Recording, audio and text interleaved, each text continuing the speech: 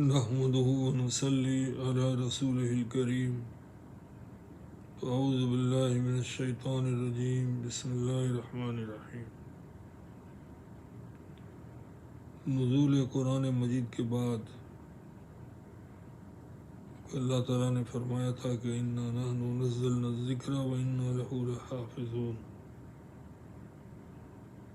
اللہ تعالیٰ نے جب یہ فرمایا کہ اس قرآن مجید کو ہم نے نازل کیا ہے اور ہم ہی اس کی حفاظت کریں گے،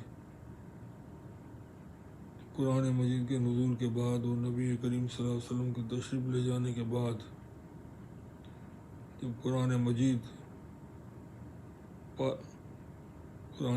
کو جمع کر کے اس کے ایک نسخے کو سید آپ رضی اللہ تعالیٰ عنہ کے پاس حضرت ابوبکر صدیق رضی اللہ تعالیٰ عنہ نے رکھوا دیا، تو قدرتی طور پر دنیا میں اللہ تعالیٰ نے ایسے لوگوں کو پیدا کیا جو قرآن مجید کی مختلف خدمات کے لیے میدان میں آ گئے.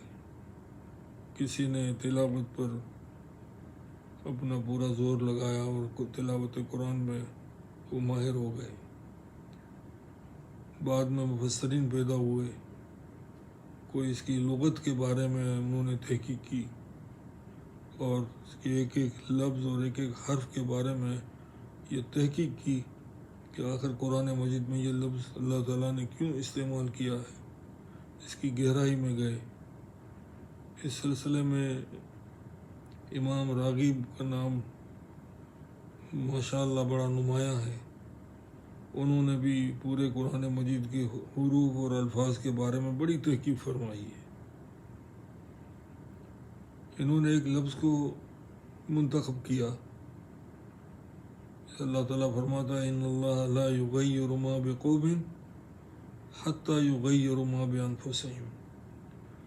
انہوں نے تحقیق کی کہ اللہ تعالیٰ نے لفظ غیر کیوں استعمال فرمایا ہے. اس کی تحقیق کے لیے انہوں نے کافی کوشش کی کہ اس لفظ کی میں تحقیق کروں. اس سلسلے میں انہوں نے جب تحقیق کی تو وہ بڑی معنی خیز ہے، کیونکہ جب اللہ تعالیٰ فرماتا ہے ان اللہ لا یغیر ما بقوم حتی یغیر ما بانفسہم، اللہ تعالیٰ اس قوم کی حالت کو نہیں بدلتا جب تک کہ وہ قوم اپنی حالت کو نہ بدلے. یہ حقیقت ہے کہ اگر فرد ہو، جماعت ہو، قوم ہو، جب یہ اپنے آپ کو تبدیل کرنا چاہتی ہے تو اسے محنت کرنی پڑتی ہے، اسے قربانیاں دینی پڑتی ہیں. تو یہ ایسا نہیں ہوتا کہ بیٹھے بٹھائے اگر کوئی قوم جو ہے وہ اس کے حالات بدل جائیں. نہ بنی ہوئی قوم کے حالات بگڑ سکتے ہیں خود بخود، نہ بگڑی ہوئی قوم کے حالات درست ہو سکتے ہیں جب تک کہ وہ اس کو درست کرنے کی کوشش نہ کرے. تو انہوں نے لفظ غیر یا غین یہ رے پر انہوں نے تحقیق کی. تو انہوں نے دیکھا کہ عرب کے جو لوگ تھے وہ اس لفظ کو کہاں اور کس جگہ استعمال فرماتے تھے. تو انہوں نے جب تحقیق کی تو پتہ چلا کہ جب ان کے قافلے، تجارتی قافلے جب ایک شہر سے دوسرے شہر جاتے تھے یا دور دراز بھی جاتے تھے تو وہ اونٹوں کے قافلے کو لے کر چلتے تھے. راستے میں جب وہ دور نکل جاتے تھے اپنے مرکز سے، تو آپ کو پتہ ہے کہ اس زمانے میں کوئی روڈیں تھیں نہیں، اونچ نیچ روڈوں کی، پہاڑوں کی، اور اسی میں وہ قافلوں کو لے کر چلتے تھے. تو ایسے میں کبھی ایسا ہوتا تھا کہ جن سامان کو انہوں نے اپنے اونٹوں پر رکھا تھا یا باندھا ہوتا تھا اس کی رسیاں ڈھیلی پڑ جاتی تھیں تو وہ قافلے کو روک دیا کرتے تھے اور سارے اونٹوں کو ان کے جو غلام یا جو ان کے نوکر چاکر ہوتے تھے ان سے کہتے تھے کہ بھئی اس اونٹوں کو بٹھاؤ، ان کو پانی پلاؤ، ان کو تھوڑا آرام دو، وہ اتنا چلے ہیں. اور اس کے بعد ان کی رسیاں جو ہوتی تھی جو ڈھیلی پڑ جاتی تھی ان کو ٹھیک کر لیتے تھے اور کچھ عرصہ وہاں ایک جگہ پر صحیح جگہ پر آرام فرما کر پھر وہ آگے بڑھتے تھے. تو اس وقت یہ لفظ استعمال کرتے تھے کہ انا غیر تو راحلی، میں نے اپنی سواریوں کو ٹھیک ٹھاک کر لیا. تو وہاں یہ لفظ وہ استعمال کرتے تھے عرب لوگ. پھر جب وہ اپنے قافلے کو لے کر دوسرے علاقوں میں یا دوسرے شہروں میں یا دوسری ملکوں میں جاتے تھے اور وہاں سے جب واپس وہاں سے پھر سامان لے کر آتے تھے، تو اسی طرح یہی سارا رویہ جو ہے وہ جاتے ہوئے جو انہوں نے استعمال کیا تھا وہ واپس آتے ہوئے بھی کرتے. اس وقت بھی اگر راستے میں سواریاں ڈھیلی پڑ جاتی تو وہ انہی کو ٹھیک ٹھاک کر کے وہ یہی کہتے تھے کہ انا غیر تو راحلی. پھر وہ جب اپنے گھروں پر پہنچتے تھے اصل جہاں سے وہ چلے تھے، تو جب وہ واپس آتے تھے تو چونکہ کئی دنوں تک ان کے گھر سے وہ دور ہوتے تھے، تو ایسی صورت میں ان کے گھروں کے اندر جھاڑ جھنکر اور یہ ساری چیزیں ہو جاتی تھی.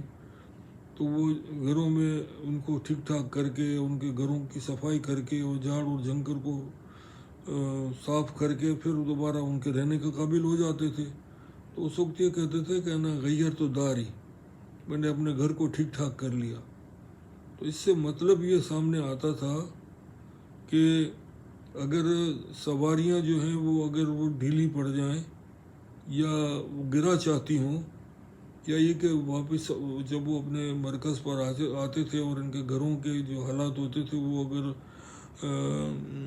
اس میں جھاڑ جھنکر وغیرہ پیدا ہو جاتے تھے تو اس کو وہ ٹھیک ٹھاک کرتے تھے. ایسے موقع پر اس کو استعمال کرتے تھے. تو یہاں پر جب اللہ تعالیٰ یہ فرماتا ہے کہ ان اللہ لا یغیر ما بقوم حتی یغیر ما بانفسہم، تو اس سے انہوں نے یہ مطلب اخذ کیا کہ اگر ہم اپنی امت کو یا قوم کو یا ہم اپنے ماتحتوں کو اگر ان کے اندر کچھ کمزوری آ جائے یا ان کے زندگی کے ان کے اطوار میں یا یہ کہ ان کے اندر کوئی ایسی مطلب عادتیں پیدا ہو جائیں یا امت کے اندر کوئی جھول پیدا ہو جائے، تو اگر ہم وقتاً فوقتاً اس کو ٹھیک ٹھاک اگر نہ کریں تو آہستہ آہستہ قوم میں بگاڑ بڑھتا جاتا ہے.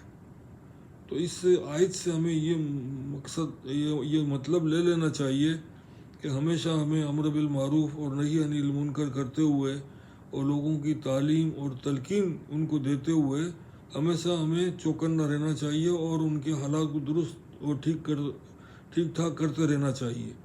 ورنہ جو اگر ہم اس میں اپنی یہ تبلیغ یا یہ کہ جہاد یا یہ کہ ان کی اصلاح کرنے کی اگر ہم کوشش کرنا چھوڑ دیں گے تو یہ سواریوں کی طرح یہ ہماری جو قوم ہے وہ بھی ڈھیلی پڑ جائے گی. اور اس کے بعد جو نقصان ہوگا جو آج ہمیں نظر آ رہا ہے کہ جب ہم نے یہ کام چھوڑ دیا تو امت کے اندر جو چیزیں بھی پیدا ہوئیں وہ ساری ہماری اس کوتاہی کی وجہ سے پیدا ہوئی ہیں. اس لیے ہمیں چاہیے کہ ہم ہمیشہ چوکنا رہیں اپنی اولاد کے بارے میں بھی، اپنی قوم کے بارے میں بھی، اپنے نیشن کے بارے میں بھی، کہ جہاں ہمیں نظر آئے کہ وہاں پر کوئی معاملہ جو ہے وہ اپنے مرکز سے یا اپنے محور سے ہٹ رہا ہے تو ہمیں فوراً اس کی اصلاح کی کوشش کرنی چاہیے. اس آیت سے یہی بات سمجھ میں آتی ہے اور انہوں نے اس لفظ کے استعمال کو سامنے رکھتے ہوئے یہ تلقین کی کہ ہمیں ہمیشہ اصلاحی کام میں اور اس میں ایسی چیز اس میں ہماری کوتاہی نہیں ہونی چاہیے، ورنہ ہم اپنے مرکز سے یا اپنے مقصد سے ہم دور ہوتے چلے جائیں گے. اور یہی کچھ ہوا ہے. اس لیے چاہیے کہ ہم اپنے جیسے اللہ تعالیٰ فرما رہا ہے کہ ان اللہ لا یغیر ما بقوم حتی یغیر ما بانفسہم، تو جب تک ہم اپنی حالت کو بدلنے کی خود کوشش نہیں کریں گے تو ہماری حالت جو ہے وہ خود بخود تبدیل نہیں ہوگی. اس سے ہمیں اس آیت سے یہ سبق ملتا ہے. تو ہمیں چاہیے کہ ہم اس آیت کو سامنے رکھتے ہوئے ہمیں ہمیشہ اس پر عمل کرتے ہوئے ہمیں اپنی قوم کی اصلاح کی کوشش کرنی چاہیے، اپنی بھی اور اپنی قوم کی بھی. یہ ایک میرا مقصد تھا کہ میں اس آیت کو سامنے رکھتے ہوئے آپ کے سامنے اس بات کو رکھوں. وآخر دعوانا ان الحمد للہ رب العالمین. السلام علیکم ورحمۃ اللہ وبرکاتہ.